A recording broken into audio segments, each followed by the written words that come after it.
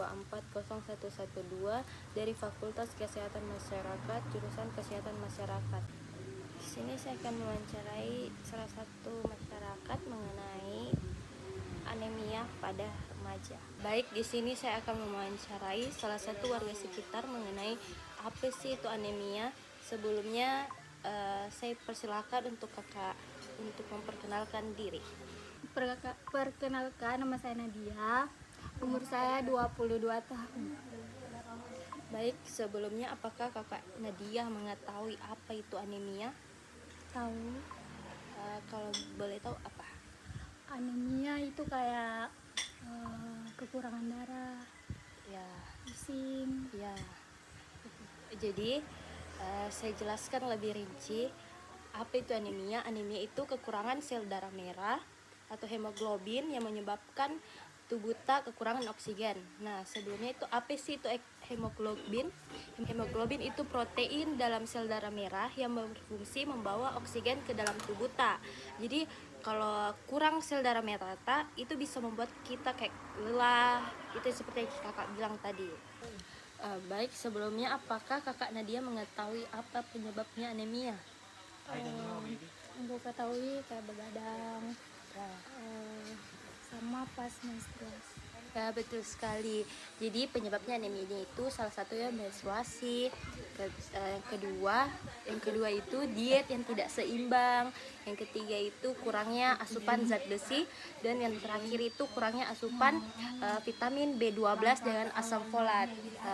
Jadi kalau menstruasi pada remaja putri itu bisa menyebabkan anemia karena biasanya pada hari pertama itu banyak mengeluarkan darah, itu salah satunya dapat menyebabkan anemia. Yang kedua itu diet yang tidak seimbang, seperti remaja-remaja sekarang kan banyak itu mau diet tapi tidak pentingkan makanannya atau sembarang makan, kayak makan berapa jam selebihnya tidak mau makan toh. Itu juga salah satunya bikin anemia ya. Habis itu kurangnya zat besi dengan vitamin B12. Apalagi remaja-remaja sekarang itu banyak sekali tidak pentingkan kesehatannya toh. Biasa makan junk food, tidak pikirkan makan makanan sehat. Nah, itu salah satunya penyebabnya. Baik, kalau untuk dampaknya, kalau kita kena anemia, apa yang kita dapatkan? Mudah lelah. Ya, jadi kalau kita kena anemia itu pertama cepat sekali lelah. Yang kedua terganggu ke akademis, tak misalnya kalau kuliah karena cepat sekali lelah, itu salah satunya. Terus yang ketiga itu kalau berpengaruh ke mental tak, misalnya karena sering lelah, berpengaruh juga kesehatan tak, jadi terkena lah mental tak begitu karena selalu lelah ini itu, jadi mau tidur terus, pikiran tak membawa ke kesehatan. Kalau misalnya kena anemia, kita tahu nih apa yang harus kita lakukan untuk mencegah atau mengurangi anemia tak? Kalau dari penjelasan ini tadi, menurutku kita harus makan makanan yang bergizi. Ya, betul. Jadi kita harus makan makanan yang bergizi. Terus juga itu vitamin harus diperhatikan, vitamin ta habis itu apa namanya, pil penambah darah itu. Terus juga setiap bulan harus minum pil penambah darah, apalagi kita sebagai perempuan dan menstruasi, jadi kita harus minum pil penambah darah. Jadi kita harus minum pil penambah darah.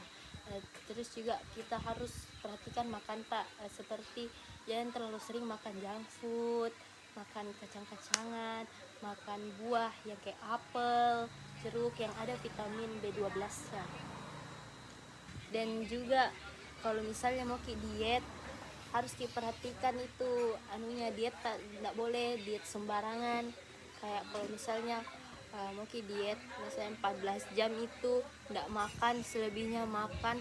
Nah, pas boleh makannya itu kita harus makan nasi, jangan cuma makan kayak ubi atau buah-buahan, harus ditimbangkan juga dengan nasi. Kalau boleh tahu, mengapa anemia masih menjadi masalah kesehatan masyarakat di banyak negara berkembang? Penyebabnya itu karena pertama faktor ekonomi, yang kedua kurangnya akses ke kesehatan atau tidak kurangnya penyuluhan seperti penyuluhan ke masyarakat. Ketiga itu faktor lingkungan. Keempat itu makanannya. Jadi saya jelaskan dulu. Kalau ekonomi itu biasanya karena kekurangannya ekonomi itu bisa membuat makanan tidak sehat, kayak sembarang kita makan. Habis itu kalau untuk lingkungan sangat berpengaruh juga. Misalnya kalau lingkungan tidak bagus, nanti kita akan terikut bagaimana yang terjadi di lingkungan ya.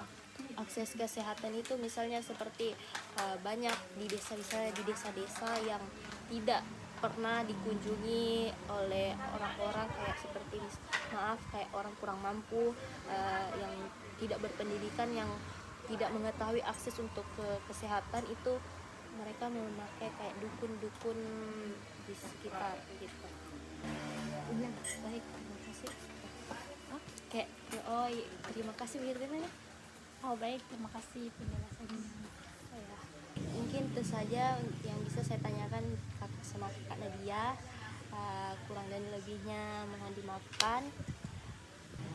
Terima kasih atas waktunya. Mohon maaf kalau banyak perkataan atau kurang informasi dari saya. Baik, akhir kata saya ucapkan banyak terima kasih. Mohon maaf apabila banyak perkataan dan informasi yang kurang dari saya. Wabillahi taufiq wal hidayah. Wassalamualaikum warahmatullahi wabarakatuh.